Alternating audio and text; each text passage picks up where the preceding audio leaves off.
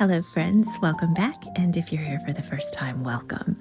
I'm Leslie, and today I'm going to be teaching you how to make this wonderful Victorian puzzle purse. They were especially popular during the 17 and 1800s for friends and lovers to write little poems and notes of affection, and maybe even include a lock of hair or a trinket inside.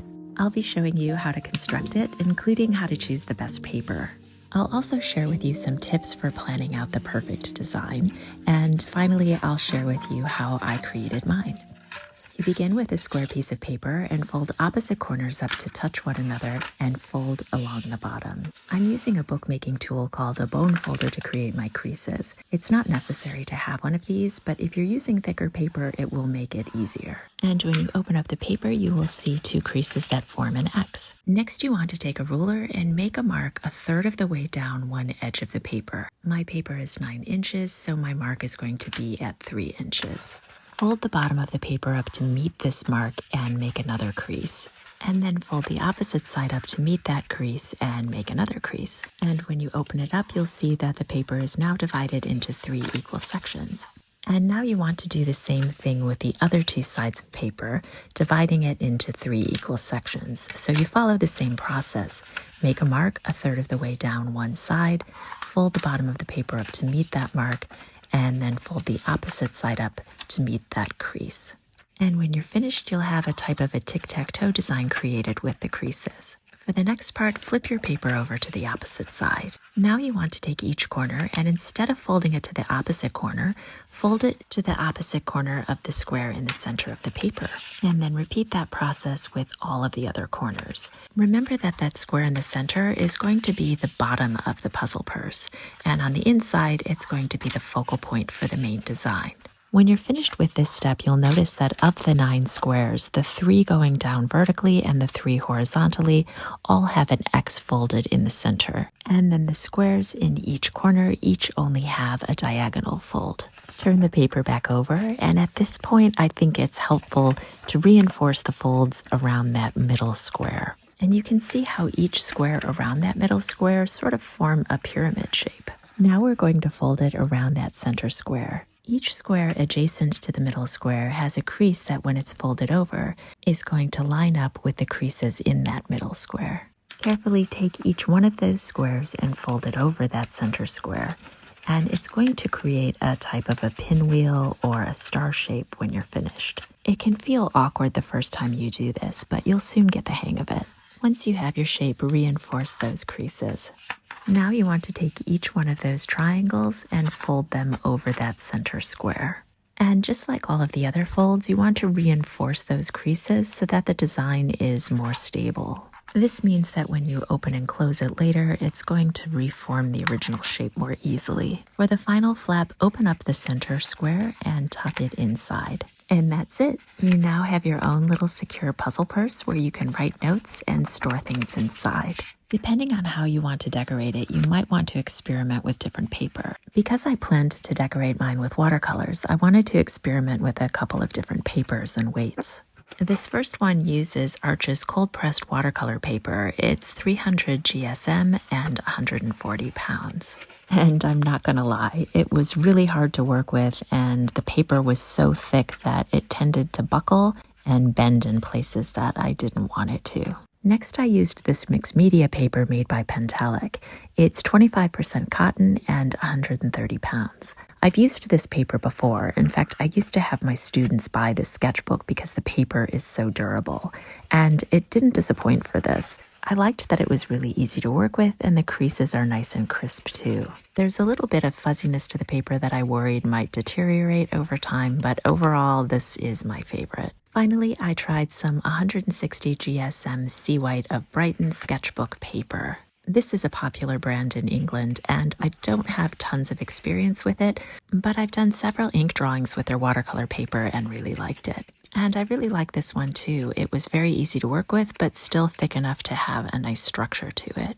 And here they are all together, from thinnest paper to thickest paper. The Pentalic and the Sea White of Brighton are slightly smaller at only 8 inches, and the Arches was 9 inches. You can see how much thicker the Arches is compared to the other two. And when I open it up inside, the paper doesn't look like it was going to wear very well either. The other two both seemed really durable. I was able to open and close them several times, the creases held, and the paper didn't seem to have any wear and tear to it either. Either one of these would have been fine. Again, in the end, I used the Pentalic mostly because I'm just a sucker for cotton paper. And now I want to give you some tips for planning the design. Because there were so many different design elements and drawings that I wanted to include in my puzzle purse, I decided to make a prototype. I used simple drawing paper for this, where I could just make simple sketches and feel free to erase and move things to make sure that all of the design elements were going to line up the way that I wanted them to. For instance, I knew that I wanted all of those outer flaps to contain the elements for a wreath to make it a little bit trickier to figure out how to close it. And I knew that I wanted the two birds to be in the same direction as the central illustration, and to include other illustrations like the sheep that you see in that central illustration, a candle and a mug, and other things that just made it feel cozy. I wanted the back to be pretty as well. So I sketched out some different design ideas to make sure that everything would be balanced and harmonious. It's not necessary to make a prototype like this, but if you have some anxiety about the project, it can be really helpful. And here are some highlights for how it all came together in the final piece. To create the basic framework for my wreath, I used the lid of this mint tin that I keep my kneaded erasers in. I kept the design pretty simple. I just wanted to give the impression of some holly and mistletoe, and I wanted to make sure that I had a little bit of both elements on each flap. After creating the basic sketch, I went in with a fine liner and inked the whole thing, and then cleaned it all up with a kneaded eraser. For this design, I wanted the continuation of the wreath as you opened the flaps, so I used the lid to connect them and just carefully repeated that pattern on each of the flaps. This would not only mean that it was a little bit more challenging to figure out how to close the puzzle purse, but it would also mean that no matter how you arranged the flaps, you would still see that wreath. More importantly to me, it meant that each of those triangular flaps would have a continuous design. So when you open the entire puzzle purse and flip it in the other direction, each of those patterns makes better sense. After I finished each new element, I closed and opened the puzzle purse again so that I can get the true effect of the new design. The illustrations in the puzzle purse are two-dimensional, but the puzzle purse itself is three-dimensional, and so it also needs to be balanced. When it was open, each of the four corner squares only had half a wreath, and I decided to make those whole as well. This central square is the bottom of the puzzle purse when it's closed, so I wanted to create a decorative border so that you could put some text or perhaps the name of the person who's going to receive it in the center. I decided to leave the other four squares blank and maybe add some watercolor details in the final phase. And that was it for the design of the back of the puzzle purse. And now for the fun part of adding the color. Because I wasn't using a true watercolor paper, I decided to use watercolor pencils instead of watercolors. I thought that this would be easier on the paper, and in the long run it was, but it was also really fun. It made the whole coloring process a lot easier than I think it would have been had I gone in with just watercolors. It also made me wonder why I don't use watercolor pencils more often. They're a bit magical. It's like being a little kid again using a coloring book, only when you go in and add water, the colors come magically alive. And when you sharpen them, if you save the shavings, you can wet them to create a really vibrant color, sort of like watercolor pans. I was much more experimental on the back of the puzzle purse than I was on the front. And the perfectionist in me really regrets that decision. But there's a saying in art that I was taught back in art school anyhow, that you have to make your mistakes work for you. And in the pursuit of fixing mistakes, there's a playfulness and an experimentation that happens. So much of creating art involves technique and control that it's really kind of nice to let go every once in a while. And in fact, I think those moments of letting go and losing control actually help you grow in your craft. It not only helps you loosen up, but it helps you discover things that you might not have discovered otherwise. And because I really didn't like the design of the green checks and I wanted to soften it somehow, I discovered that if I use this Milky brush by Pentel, I can really get some neat effects. It's opaque enough to cover up colors, but when it dries, it has a matte finish, and there's a porousness to it that allows you to be able to add color on top. And this makes it unlike any paint marker I've ever used before. And I think the options with this are really exciting. I'll come back and add a bit more to the back later, but for now it's time to focus on the main part of the puzzle purse, which is the inside. This middle square is going to be the focal point. I plan to create a landscape with a farmhouse and some rolling hills and then some sheep in the foreground. But for now, I just want to make sure that I have the house placed exactly where I want it. I'm going to be drawing the birds first, and I want to make sure that they're facing in the same direction as the house. I wasn't sure how much of the drawing and painting portion to include in this video. I figured that probably most people who are clicking on it just want to learn how to create the construction. But many of you have asked me to create more drawing and painting videos, and so this portion is for you. Let me know in the comments what you'd like to see more or less of. I'm still trying to figure out this longer video format, and so it's really helpful to hear your thoughts. My goal for 2024 is to create long content weekly in addition to the short content that I already create. And at the risk of sounding like the generic content creator who says click the notifications bell, I want to take this moment to remind you that if you like my content, click the notifications bell. Because I'm mostly a short content creator, YouTube doesn't push out my long videos to the people who follow me. And this is sadly true for all shorts creators who create long content. So if you'd like to be notified about these longer videos, click that bell and then hopefully you'll get a notification. And now back to the good stuff. I've drawn these two birds in the middle section, which is the part before you open up the full puzzle purse. And now I'll give you a little time lapse of the focal point, which is this little tiny landscape in the center.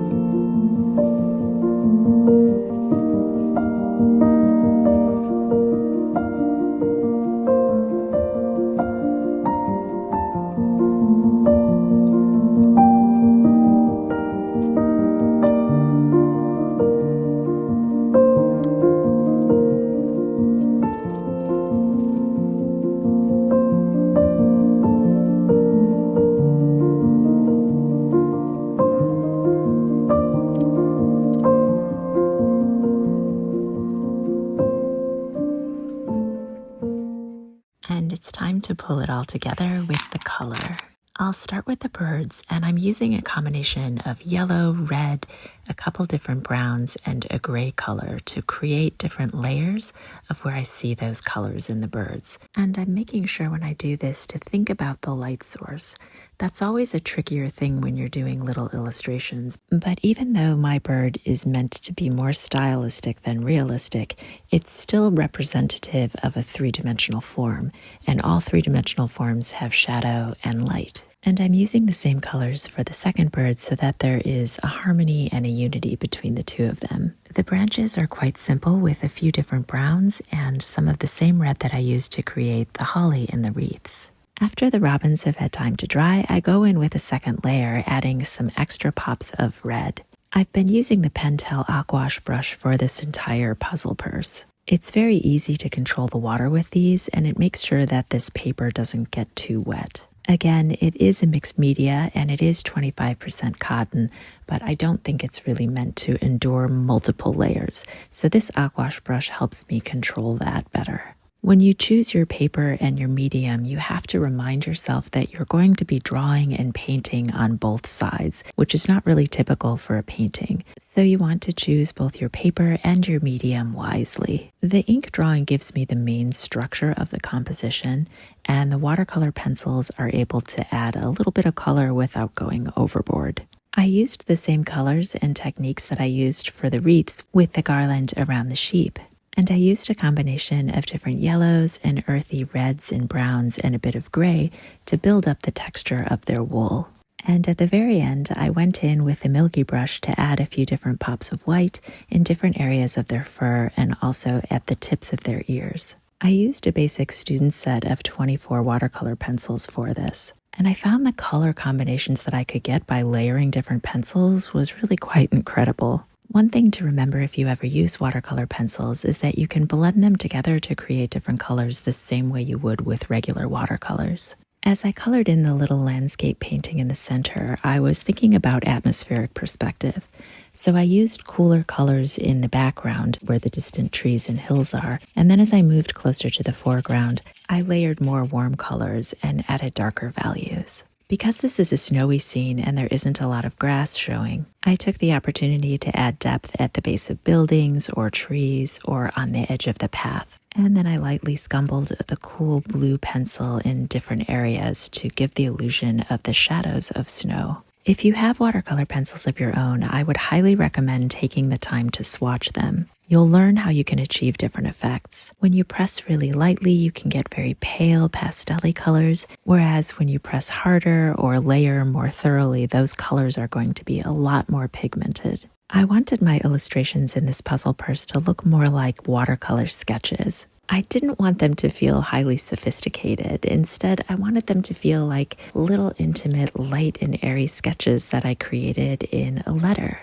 I think about all of the letters that Vincent van Gogh wrote to his brother Theo and all of the little sketches of his paintings and the world around him that he included. Or I think of the sketches that Beatrix Potter would put in her letters. And I wanted this to feel equally informal and special. I'm using a technique here where I tap the brush against the tip of the pencil to get some really bright colors. And I'm also taking the same combination that I used in the sky of two different blues to fill in those triangles that surround the center picture. And then in the triangles between the illustrations and the branches, I added some red stripes to make it look a little bit like wallpaper and also to match and bring out the different reds in all of the illustrations around them. And then in the triangles by the birds, I added thicker horizontal stripes using a combination of blue and green. And I kept them more pale to add a lighter value. In the two remaining squares, I made a simple border using red and a reddish brown. This will leave some space for writing things. And these are the same two colors that I used in the branches and the holly that the birds were standing on. And that contributes to a visual balance. To finish that center illustration, I'm taking the milky brush and adding some little touches of white in different areas to make it look like the snow has just fallen on branches, fence posts, and snowdrifts. I'm adding a few little festive phrases, and that's about it for this side of the puzzle purse. And when I flip it over, you can see that I added some holly to the corners of those squares between the wreaths. And now for the best part of folding it all up and appreciating all of your hard work. I hope this video was helpful for you and that you decide to make your own Victorian puzzle purse. If you do, tag me on Instagram because I'd love to see it. Thanks so much for watching, and I hope you have a beautiful day. Happy painting!